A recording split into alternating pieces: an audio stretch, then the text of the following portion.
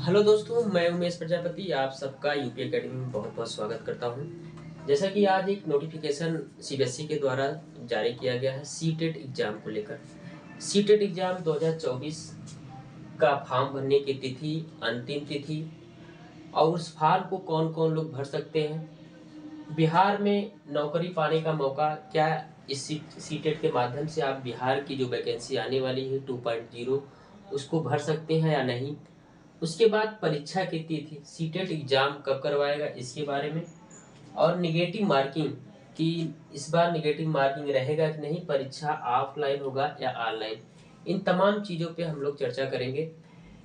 जो इस बार परीक्षा की तिथि है लगभग जनवरी में, मानकर चलिए कि आपको 21 जनवरी 2024 को होने वाली है, और फॉर्म भरने की जो तिथि है आप जाकर नोटिफिकेशन डाउनलोड करके देख सकते हैं कि उसका फॉर्म कब भरा जाएगा, क्या प्रोसीजर है, कितना फीस है, सारी चीज़ें उसमें डिटेल से दी गई। लेकिन जो छोटी छोटी चीज़ें हैं मैं उसको आप लोगों को बता देना चाहता हूं ताकि आप लोगों को ध्यान में रहे कि फॉर्म कब से भरा जाएगा और फॉर्म भरने के कितना समय है, कितने दिन के अंदर आप फॉर्म भर सकते हैं। तो फॉर्म भरने की जो तिथि है वो 3/11/2023 यानी कि आज ही से स्टार्ट हो गया है, और इसकी अंतिम तिथि 23/11/2023 है।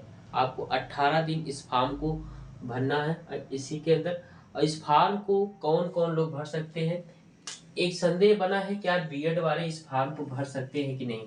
बिल्कुल भर सकते हैं, लेकिन वो जूनियर के लिए एलिजिबल है और प्राइमरी के लिए नहीं है, तो वो जूनियर का फॉर्म भर सकते हैं। बीटीसी वाले दोनों डाल सकते हैं। इसके एग्जाम पैटर्न की बात करें कि इसके एग्जाम में क्या क्या पूछा जाएगा, तो सिलेबस आपको पता होगा, अगर आप टेट देते होंगे सिलेबस सेम वही है। क्वेश्चन आपका, टोटल क्वेश्चन की संख्या 150 है, मार्क भी आपको 150 है, यानी कि 150 क्वेश्चन और 150 मार्क दोनों सेम है। और इसमें सब्जेक्ट की बात करें कि कौन कौन सा सब्जेक्ट कितने कितने नंबर का और कितने कितने क्वेश्चन आएंगे, तो सीडीपी बात करें, चाइल्ड डेवलपमेंट की बात करें, तो 30 क्वेश्चन। उसके बाद आपकी हिंदी, वो भी 30 क्वेश्चन। उसके बाद एक आपको लैंग्वेज इंग्लिश या संस्कृत में से चूज करना पड़ेगा, अगर उसमें से आप जो आपको आसान हो आप उसको चूज कर सकते हैं, या तो संस्कृत या इंग्लिश। तो जो सीबीएसई बोर्ड वाले होते हैं, ज़्यादातर जो इंग्लिश मीडियम वाले होते हैं वो इंग्लिश को ही चूज करते हैं, लेकिन जिनकी हिंदी थोड़ी सी ठीक ठाक या अच्छी हो तो संस्कृत चूज करें, ज़्यादा बेटर होगा।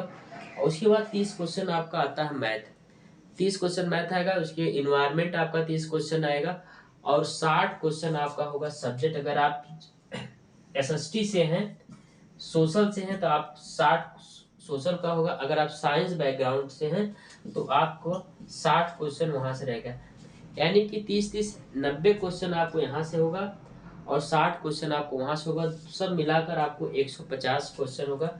और एक चीज और है, अगर आप किसी भी कोचिंग में टेट की कोचिंग करते हो तो ये मत सोच कर करिए कि अगर मैं टेट का कर रहा हूँ तो सी टेट भी क्वालिफाई हो जाएगा। ज़्यादातर कोचिंग में सी टेट और टेट का बैच एक ही साथ चलाया जाता है, तो आप इस तरह की गलती मत करिए, क्योंकि सी टेट का जो लेवल होता है वो एकदम अलग होता है, कहीं उससे ज़्यादा होता है। वो लाइनर टाइप का क्वेश्चन टेट में बनता है, लेकिन सी टेट में कंसेप्चुअल बेस्ड क्वेश्चन होता है। तो आप अगर सी टेट पढ़ना चाहते हैं तो आप किताब लीजिए बढ़िया से, कोई अच्छी सी बुक सीडीपी के लिए, इन्वायरमेंट के लिए।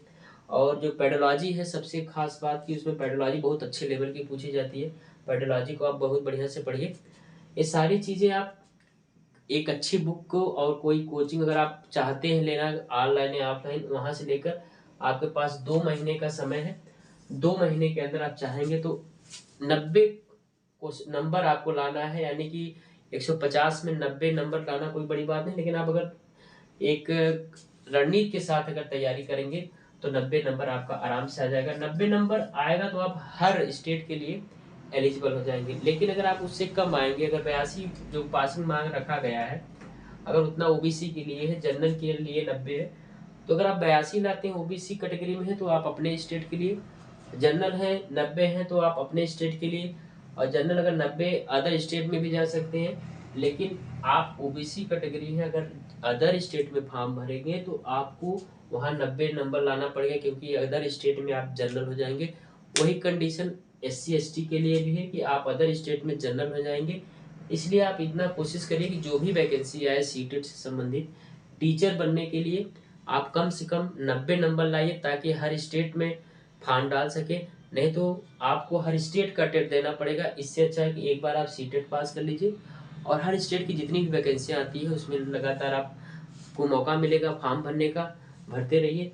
तो ये है सीटेट से संबंधित जानकारी। और भी जितनी भी जानकारी होगी मैं एक और वीडियो बनाऊंगा, उसमें सारी चीज़ें डिटेल में बता दूंगा। धन्यवाद।